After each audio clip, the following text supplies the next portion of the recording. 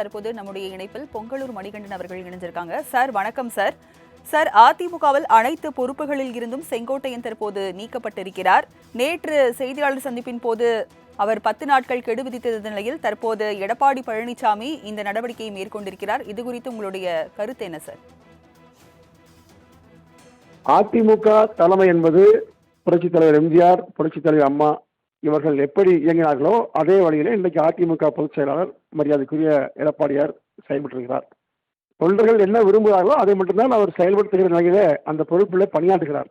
இப்போ தலைமை ஒரு முடிவு எடுத்திருக்கிறது, பொதுக்குழு முடிவு எடுத்திருக்கிறதுங்கிற போது அதற்கு விரோதமாக ஒருவர் பேசினால் அதை பொறுத்து கொண்டிருக்கக்கூடாது என்று தொண்டர்களே விரும்பினாங்க. நீங்கள் நேற்று முதல் பார்த்தீங்கன்னா இன்று வரையிலும் சமூக வலைதளங்களில் அதிமுக தொண்டர்கள் மிக மிக வேகமாக பதிவுகளை வெளியிட்டே வந்தாங்க. என்ன காரணம்னா, செங்கோட்டை அவர்கள் மீது நடவடிக்கை எடுக்க வேண்டும் என்கிற குரல் மேலோங்கி வந்தது. எனவே அது தொண்டர்களின் குரல் தாங்க.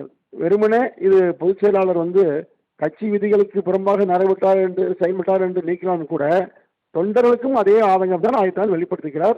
இது சரியான நடவடிக்கை தான். அதிமுக பொறுத்தவரை ஒரு இராணுவ கட்டுப்பாடோடு செயல்படக்கூடிய ஒரு இயக்கம் என்பது காலங்காலமாக பார்த்துக்கிறோம். எனக்கு எடப்பாடியார் தலைமையிலும் அதே போல்தான் அதிமுக இயங்கிறது என்பதை உறுதிப்படுத்துகிறார் பொதுச் செயலாளர். இந்த நடவடிக்கை மிக சரியானது, வரவேற்கிறோம். சார், செங்கோட்டையின் நடவடிக்கை மேற்கொள்ள வேண்டும் என்று தொண்டர்கள் தெரிவிச்சதா பதிவு பண்ணியிருக்கீங்க. சரியான நடவடிக்கையும் பதிவு பண்ணியிருக்கீங்க. நேற்று நடைபெற்ற போடியில் நடைபெற்ற பிரச்சார கூட்டத்தில் அதிமுக ஒன்றிணைய வேண்டும் என்று மற்றொரு தரப்பினர் தெரிவித்திருந்தாங்க. இதை எப்படி சார் புரிந்து கொள்ளலாம்? அது ஒரு 10 பேரை தூண்டி விட்டுட்டு வேணும்னே பண்றாங்க. இது யாருமே அப்படி சொல்ற மாதிரி இருந்தா 120 தொகுதியை கடந்து விட்டால் யாருமே சொல்லாதப்போ நேற்று சசிகலா, தினகரன், ஓபிஎஸ் இவரெல்லாம் செங்கோட்டையோடு இணைந்து கொண்டு இந்த மாதிரி ஒரு பதற்றத்தை உருவாக்க வேண்டும் என்று அல்லது அதிமுக மீது திமுக என்ன நோக்கத்தில் செயல்படுகிறதோ அதிமுக அளிக்க வேண்டும் என்று அதே நோக்கத்தில் இவர்கள் செயல்படுகிறார்கள் உண்மை. அந்த நோக்கத்தை வெளிப்படுத்துகின்ற வகையில், நிறைவேற்றுகின்ற வகையில 10 பேரை தயார் செய்து கொண்டு இந்த மாதிரி ஒரு விளம்பரம் செய்து ஒரு எதிர்ப்பை காட்ட முனைகிறாங்க. நிச்சயமாக அதிமுக என்பது எடப்பாடியார் தான். ஒட்டுமொத்த அதிமுகவும் எடப்பாடியார் என்கிற ஒற்றை தலைமை, ஒற்றை சொல்லுக்கு கட்டுப்பட்டு இயங்கிறது.